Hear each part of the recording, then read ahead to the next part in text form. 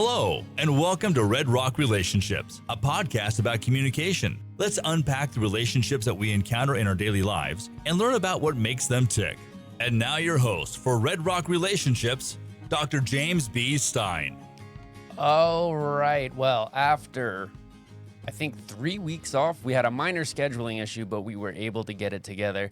And so we're actually doing double duty today, which if you're listening on like Spotify or something, it doesn't really matter because you can listen to them at your leisure. But for me, I'm in here twice today on Wednesday. So that'll be a fun day for me. And my first guest on this double duty is one of the newest hires of Utah Tech University. And the other person in charge of teaching interpersonal communication here in our department. I am super excited to announce the presence of Dr. Robert Hall. Robbie, thanks for joining. Yeah, thanks for having me here, James. Of course, I'm so excited. So the show has gotten into a habit of having repeat guests, but this is your first time, and so I like to do just like quick little intros and backgrounds. So maybe if you could talk about your this isn't an interview, but your research philosophy, and just kind of like your background, how you got into studying what you study, and what we're here to talk about today.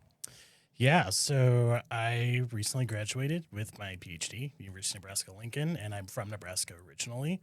I've been studying over the course of forever issues in non-visible illnesses and visible illnesses, having to do from everything of chronic and mental health, and how we share that information, whether we have that choice to share it or not. And so that's a lot of what I look at and am interested in terms of my study. Nice. And of course, there's tons of issues Yeah. of interpersonal relationships there. Gosh, And yes. so talking about things like visible and non-visible health issues is, of course, what inspired today's topic, which is toxic body positivity. And so I just kind of want to jump into it, if that's okay with you. That's totally fine. In the public, we are super familiar with things like body negativity, body shaming, and one of the, solutions that organically formed in like the greater population was, let's stop being negative about our bodies and start being positive about our bodies, which is great in a vacuum. But of course, monkey's paw, right? Everything always comes with some conditions. And so now we have this new phenomenon that is emergent in academic and maybe like nutritionist areas of inquiry, but a little bit less so in the quote unquote lay world. So I'm wondering if we could take a minute to just kind of break down like what is toxic body positivity, and maybe like an example or two that folks can apply it to or relate to. Yeah, so the whole topic of body positivity was really driven by social media, stemming from Instagram as a big movement. In response to some ideas regarding healthy at all sizes as a health campaign. What we see with body positivity is that it's working towards the acceptance of different body, especially body size. And so what we see with that is it was according to Macker and Shorb in 2022, they broke this down between the public health and medicine, where they talked about a lot of public health campaign looks to prevent fatness.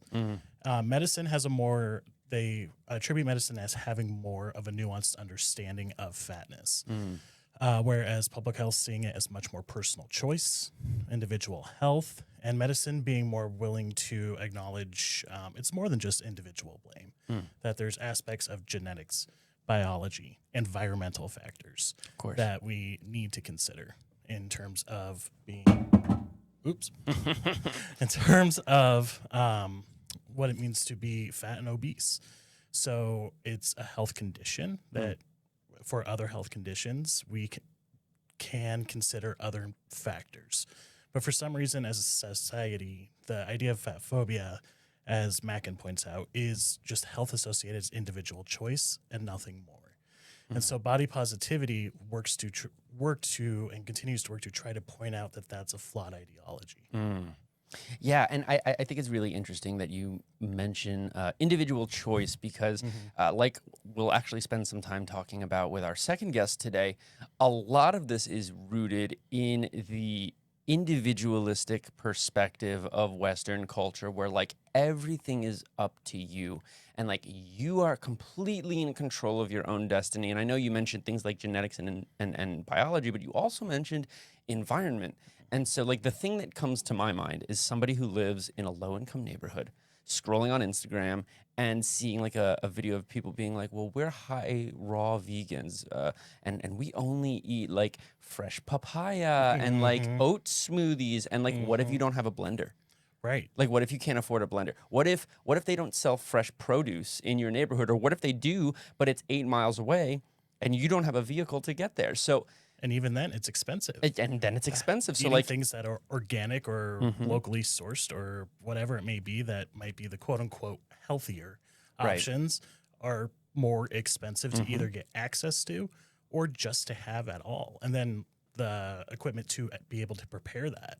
Yeah, and there's intersectionality afoot because then people will be like, well, why don't you just grow your own produce? And like, oh, so you think that you think I can't afford a car, but you think I have a backyard to grow fruit in? Like what? Like I live in a studio apartment. Like, please tell me where I can grow a papaya. Right. Yeah, and or- I worked 17 hours today, so I'm not Yes. exactly giddy to go water my my cantaloupes. Like, so you mentioned social media, and I think that social media was less an extent in the 90s, but like news media, for example, was like really responsible for that whole, like, remember Thin is Beautiful in the 90s and like all the unfortunate eating disorders that resulted from that. But that's not quite what toxic body positivity is, right? Thin is Beautiful was more like body negativity. So can we just talk a little bit more about the role that social media plays here and how that shapes our idea, not of what like a body ought to look like, but how it shapes our idea of what body positivity is supposed to look like? So how social media just shapes what this is supposed to be. Yeah, like how they controls the wrong word, but how the narrative is shaped by the collective social media. Yeah, it's a lot of interesting discourse that I see in regards to body positivity because even those who are pushing for body positivity and those who promote those who are larger sized get a lot of pushback still that this is not a healthy lifestyle, that it's not this or the other, but it still gets blamed on individual choice. And so I still see when we're talking about the narrative in social media that people are trying to say, no, this is not just a individual choice. Like I don't have access to this, that, or the other, as we mentioned. But if you go through like the comments or the discourses, which are where, toxic body positivity, toxic happens, you see so much pushback on that of this is still not good because of being fat or obese. So although a lot of the creators are trying to push for this idea of, I read a lot about body positivity in terms of body diversity. I like that phrase better. Yeah, I like that. But in that sense, they're trying to push for this body diversity, but getting a lot of pushback still. It reminds me of, you know what it really reminds me of? It reminds me of the conversations going on about like the LGBTQIA plus community, 20 years ago, where people were saying like, well, it doesn't really bother me if people choose to live their life this way. I just don't want to see it. And that's kind of what this is, with your discussion on fatness and obesity, that's kind of what this is reminding me of, where people are saying, well, I don't really have a problem with obese people. I just don't want to look at it, and I don't want it to be accepted as normal. Why do you think people are so against the normalization of a body type that, like, objectively and statistically is normal? Yeah, you mentioned people's reaction to seeing big bodies in spaces they don't want to see them. If you can recall Lizzo's cover. Oh, yeah. Where she posed nude, and it was a really beautiful cover, but people just were not all people, but the people who are against the idea of body diversity just infuriated. Or outraged or passionate about the fact that this was promoting unhealthy lifestyle. Right. And again, we see lifestyle as associating this with individual choice. Right.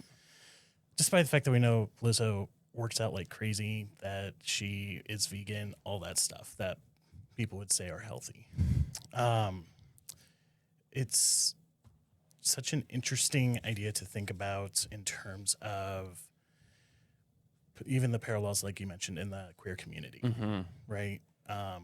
Going back even a little further, in the early 90s, HIV is individual, right? Oh, yeah. HIV is individual choice. Not that fat phobia and AIDS are the same thing by any means, or HIV AIDS, but we still see that stigma of individuality. And that's where a lot of this is perpetuated is this is you, your choice, you're marked as negative, which is the literal, as Goffman would say, stigma marking as other. Yeah. Right. And so people being not wanting to see that, they don't want to distance themselves from something that's deemed unattractive. Right. And we think of attractiveness, people that we think are attractive are thin, built, whatever you may have, blonde hair, blue eyes, brown hair, whatever. Fat doesn't fit that. And it's so interesting. This is something I talk about with my nonverbal students every semester, which is that 200-300 years ago, if you were in a bigger body, it meant you were desirable, that you were wealthy, and then that was attractive. And then, if you go even further back, these indentured servants were, chiseled and ripped, but it was a sign of low standing in the community and was therefore considered blasé, unappealing, unattractive, something that, the common folk had.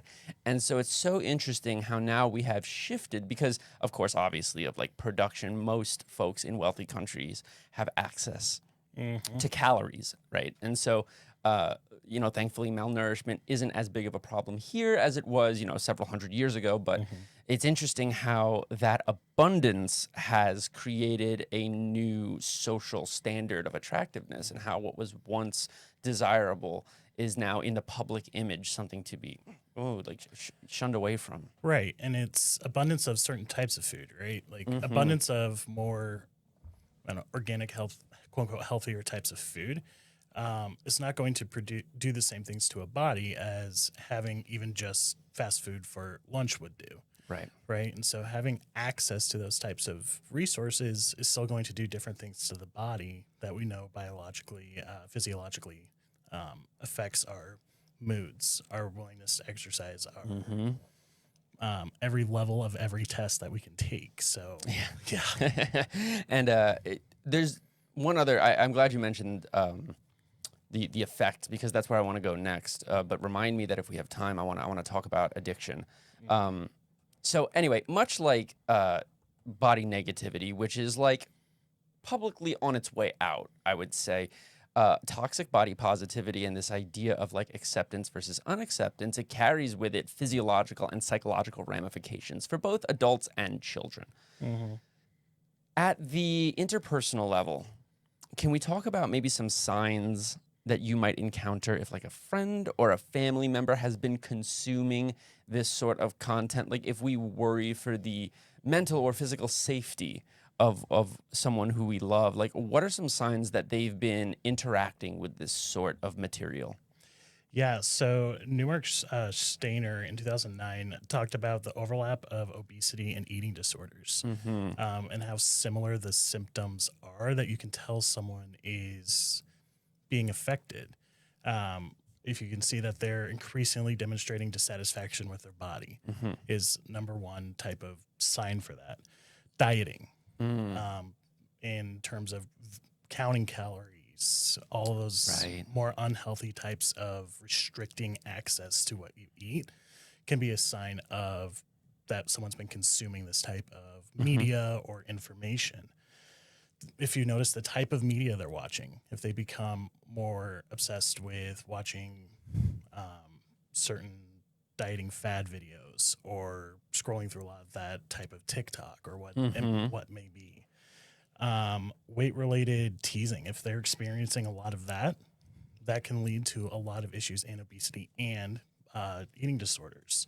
So we see that overlap in things that are leading people to experience things like obesity and eating disorders. And a lot of that is environmental and not necessarily individually based. It's what we get exposed to or what we get told rather than what we do. You know where I'm seeing this with shocking commonality is in the, I'm going to just use the colloquial term, in the gym bro community. I am seeing so many young men who are doing things like starting anabolic steroids, counting their calories religiously, working out, doing 2 a days, 6 days a week, fighting through things like injuries that they're experiencing for the sake of quote unquote gains. That to me is like the epitome of toxic body positivity, because you see these, and it's mostly young men. Of course, it's of course women as well.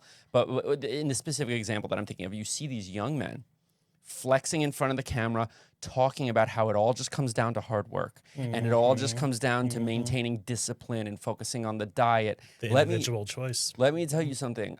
When I was in college, I forced myself to eat until nausea. I was in the gym lifting weights for 3-4 hours a day sometimes. I never gained any weight. The only thing that I considered taking anabolic steroids, and then I was like, well, what am I doing? Like, why am I doing this? Like, what is wrong? What? And no matter how hard I tried, my body type, my metabolism refused to add mass. It just didn't happen. And even though I was, pound for pound, very strong in, quote unquote, good shape, it created, I hated the fact that I couldn't add mass. And I was doing all the positive things I was eating right, I was exercising daily, and it didn't help me feel better about myself. And I had all these nagging injuries, so my body wasn't doing great. So that's the example that I think of there. I don't know. It's frustrating. Right. Yeah, the whole idea of that gym bro culture, and a lot of what you see in recommendations of people say, how'd you get like this? They eat boiled chicken and rice, and that's like it. And that is, food is also so cultural. And so to say that that's all you're going to eat can erase a lot of someone's opportunities to bond with family, to bond with significant other. And so we could find alternatives to that. But when we know how tied to culture food is, it is not perhaps even an option. Yeah. Right. And then these are the same. I'm not gonna say that all gym bros do this, but it's a problem in that community. These are the same people who fat shame and who talk about, oh, I could never be addicted to food like that. And then they turn around and they said, well, I had 3,115 calories today. I'm gonna have 2,875 calories tomorrow. Like, that is addiction. That is it. And I think that it's not talked about because you look at the person and you see what society has told you to view as a healthy body. And for me, that's the crux of toxic body positivity. You use your optics, you use your heuristic processing to evaluate someone rather than critically exploring what it means to be quote unquote healthy. Yeah, so going briefly back to the idea of culture, I had a friend in grad school who's in the graduate nutrition program, Ashley Tomey, or Ashley Mulcahy Tomey, and she worked a lot with the Hispanic population, she herself being Hispanic, and her interest was in the tortilla and how the tortilla is based all pure carb and it's served with everything, and you can't replace it for Hispanic culture. And so she kept trying to think about and talk about in a lot of our classes is with the rise of diabetes in the Mexican population and Hispanic populations, the tortilla could be a place where they try to figure something out. But if it's made in certain ways in families, it's a family thing to make the tortilla. Yeah. So it's not just replacing a tortilla. Oh, right? man. Yeah, that's such a difficult balance. Yeah. Yeah, and it makes me think such of a like wonderful conversation. It makes me think of like a lot of Ethiopian and Eastern Asian countries like India. The naan is the vessel. It is the utensil. Mm-hmm. That's so interesting. Mm-hmm. Yeah, it's not just a food. Right. Yeah, it is. It's part of your like culture and your identity. And that's such an interesting, important point. Mm-hmm. Okay. We have a little bit of time left. Yeah. So we've been talking all about the ways in which this sort of toxic body positivity can manifest in ways that are harmful. Mm-hmm. Do we have examples of body positivity that are not toxic that we can share? Like, what sorts of messaging should we be embracing about the body and about the self? Yeah, it's a lot of, in my experience, first of all, finding the right doctor is huge.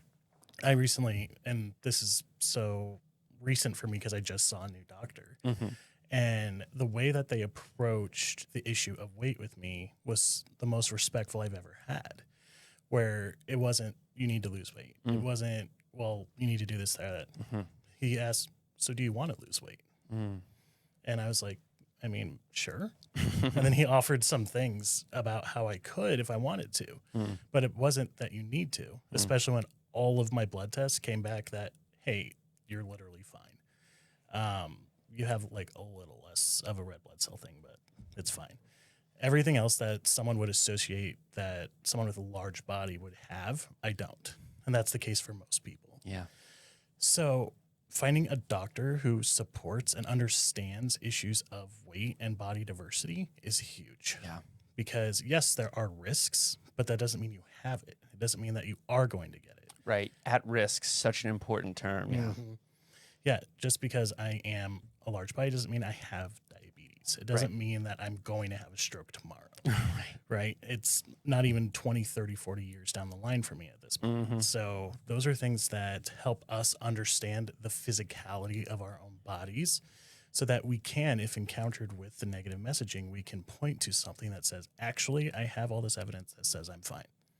Yeah. Right. And so that relationship with the doctor, the nursing staff, the whole medical staff is a really important relationship to have.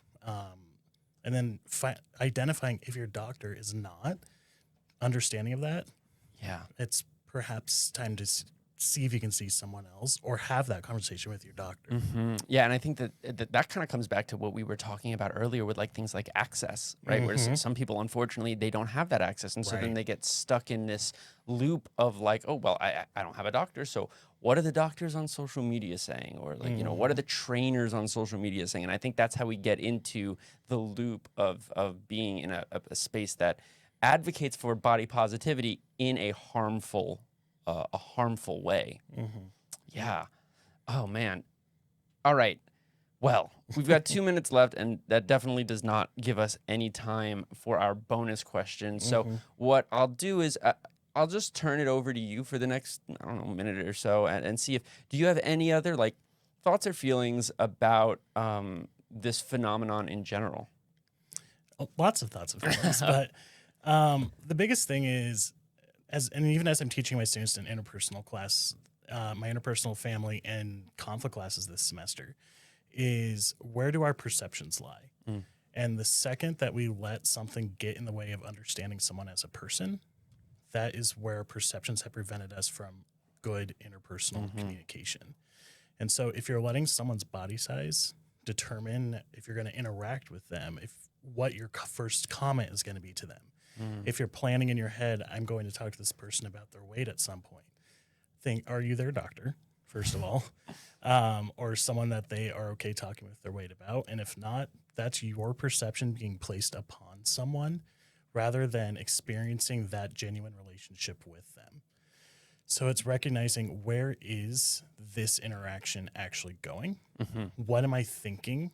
And taking that moment to pause, saying, am I preventing myself from engaging in a good relationship or good dialogue with this person because I'm letting body size get in the way?